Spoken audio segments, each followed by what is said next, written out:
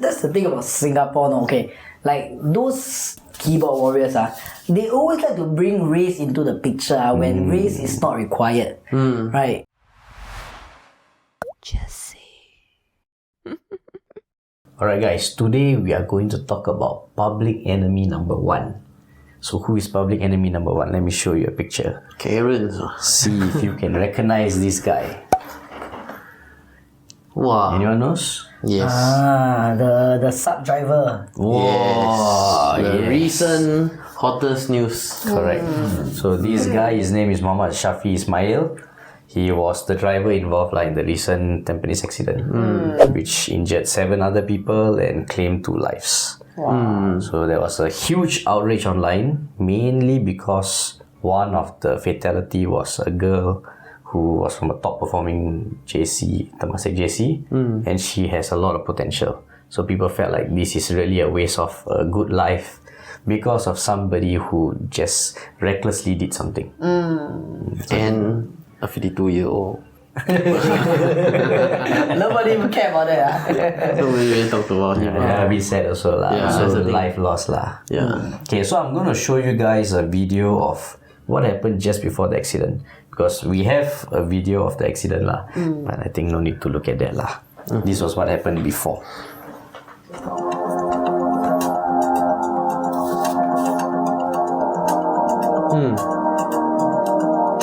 Oh, he fast, yeah.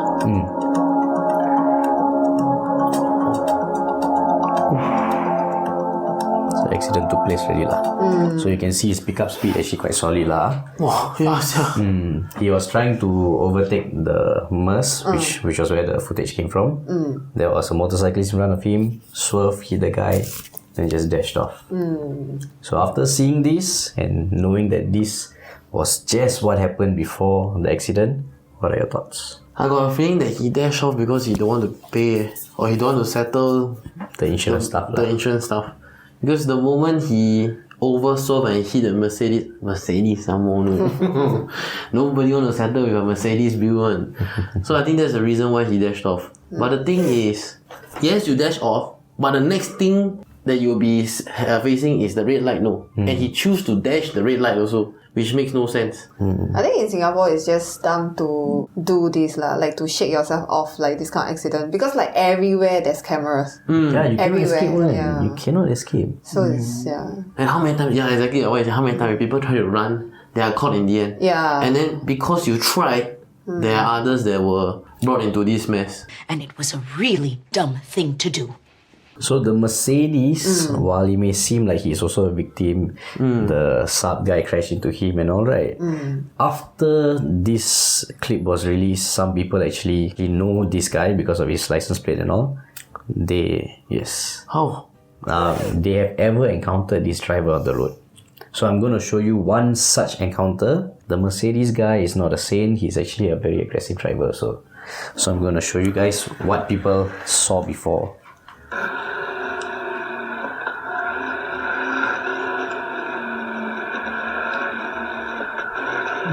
A bit too close for comfort.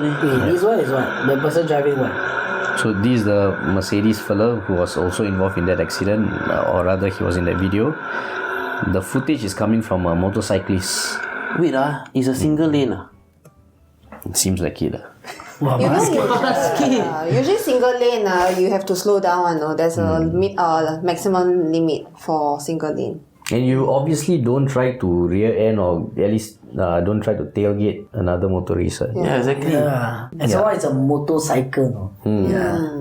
So some people have said that what we couldn't see from the earlier footage is as the Saab guy was speeding up trying to overtake the Mercedes actually sped up, not allowing him to come in. Maybe this is what maybe they have like some road rage. Maybe. Don't want him to cut lah. Because I know some people quite ego one. Yes. Yeah, on the road. My name is Ego. Yeah, so some people have said that if not for this Mercedes guy, that guy wouldn't have done what he did and those people wouldn't have gotten into the situation they were in. Wow. But of course, we cannot blame this guy lah, but he had a part to play. And to be recognized by people right on the road is actually quite something, no. on Singapore. Must be quite horrible. Exactly. The moment this car plate come out, people like, this guy, this Marshall, I can't with him before. And this is about the thing. Their dash cam. Nah, kena already. Thing about reckless driving, right, is, if I'm not wrong, the charges for penalty for reckless driving, right, is 1 year. Just by itself. Never cause any harm. I feel the deterrence for reckless driving, right, is a bit too low. Because, okay, there are a few other degree of reckless driving. Reckless driving that leads to harm. Then the final degree is reckless driving that leads to death. But the thing is, right, it is often 1 will lead to 2. So if the first stage, right, the deterrence is not very high, right, people will just feel that they can get by driving recklessly. And the thing about driving recklessly, right, is that they will feel that it is okay all the time. The time that they feel that it's not okay is when something happens. And when that happens, it's a bit too late. So what would you suggest then? Wow. Because I feel, right, if you put the deterrent too high, doesn't make sense also. Because this kind of issue is when emotion comes to play. And when emotion is in the picture, right, you forget about deterrent, even if it's like a bit higher. Because cannot be too high also, right?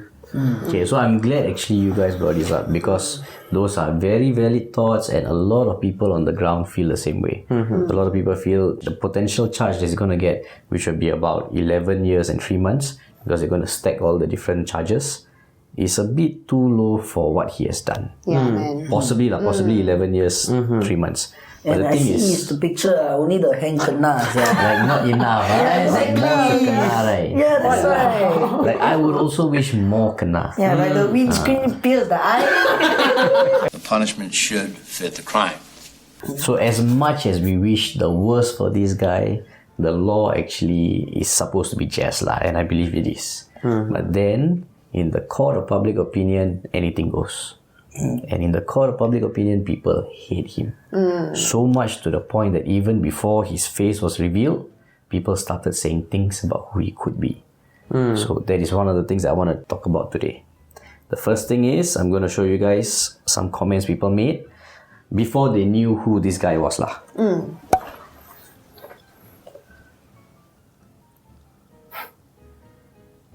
Okay, so you can see a lot of racially charged comments. If he's Indian, surely they will reveal who he is. If he's Malay, also the news will reveal. Why have to this kind say of things. until like that? As always lah, sis, if Indian or Malay, name confirm exposed on the spot. It's... So when people said this, and a few days later when he was actually revealed who he is, some other people called them out lah. So who are the guys who are saying this? Exactly. Okay, that's the thing about Singapore, no? Okay, like those keyboard warriors, they always like to bring race into the picture when race is not required, right? So he's Malay, so he's Chinese, so he's Indian, so what? He Somebody did died, this. no. There is a bigger problem. Can we talk about that that's instead the of the issue, race? yeah. And then the thing about the stupid people, no, they always like to put in one snide remark here, snide remark there about race, and then they think that they are doing something to prove that, oh, hey, why are you being racist or not? There's a bigger picture, guys. 2 person died, 5 person got injured. That's why. Can we talk about that instead? When race is not required, like what you said, and then you guys go on about all that I nonsense. feel like these people are the ones that really create the division in Singapore, you know? Yeah. Like, I mean, we are doing fine, but we don't need you to go and create all the cracks, you know? And I think we are past that. We are in Singapore. No, we are like, our pride is a multi-cultural nation Racial, that is peaceful and all. And you people come in and do all this type of nonsense. You know what I wish for or not? Did that kena pierce in the eye? All of them. But that aside, more people that have a more sane mind, right? Speak out against it. Yes, because there are times where I seen, right, these type of idiots are coming into the comment section, right, just typing away, trying to like, poke something out of nothing, right. Then people come in, okay, one comment, maybe got like 4 other people coming in bashing him down, saying that this is not even a race problem, this is not even this, blah blah. We need more of these people coming in to put these type of idiots down. This is an opportunity to speak out. Okay, the second thing I want to address is this. As I was looking through some of the comments, one of the comments actually caught my attention. for a slightly different reason. I'm going to show you guys the comment now, and then I'm going to paint you guys a picture. Let's have a look at the comment first. So it says, in some ways, this guy basically killing someone and injuring others just because he doesn't even care sounds worse than deliberately murdering someone you actually hate. Ooh, wow. Okay. This hit hard, eh? Which is quite thought-provoking. So I thought, why not let's kind of look at this issue in a thought experiment way. Okay? It is hard to justify murdering someone is better than unintentionally causing death. Correct? Morally, hard to justify. Legally, impossible to justify. But now I want to paint a scenario to you all. Okay, imagine there's a rapist. Okay? He rapes a young man's daughter. So the girl is also very young lah. Okay? One day, the man happens to see this guy at Clarke Quay. You guys went to Clarke Quay before, you know, there's this bridge just overlooking the river and stuff, right? So the guy is there. And on the bridge, he's preying on another young girl. Okay, now this man realizes the guy is drunk. Let me go over there and do something to him. So you go over there and he nudges him. The rapist falls into the river, he drowns, he dies. Okay, so I want to ask you guys this. Do you think what the Saab driver guy did is better, or what the father did is better? Which is better, which is worse? Of course, the father did is better lah. Okay. Yeah. I think so also. I mean, because if anybody were to do that to my own daughter, I think so I will do the same. I will not nudge. You only nudge. Yeah. I will bring hell down on you. I actually think the Saab driver What he did was better. Better lah. Okay. Yeah, because I always feel intention is the most important thing. Okay, he did a rash thing for sure, but he did not foresee himself, because when you are out of your conscious mind, right, you are not going to predict you are going to make that kind of mess. What you are trying to do is just get out of this situation. Don't have the intention. But the guy did was, I know it's hurting for him, but he did an act with Pure intent to kill lah. yeah, and that's something that he can control at the moment. Yeah. I don't know. Utilitarian lah. The first one, what the father did, one rapist down in the world. I feel that is a plus point. And the father is very very happy. Okay. And the thing, the father, right, you only he controls the number of casualties, right? But for the Saab driver, right, there is no control. There is without a care in the world, right? You can the damages might be more, the people that is. But now it becomes a question of, is the consequence what you base the act on, or is the intent what you base the act on? Because the law will of course take her side on this case. Because if the law takes your side, there will be a lot of grey area also. Yeah. But what do you guys think? If let's say this thought experiment is presented to you, would you take the father's side? Would you take the Saab driver's side? Who do you think did the worst act? Let us know and we'll see you in the next episode. Bye.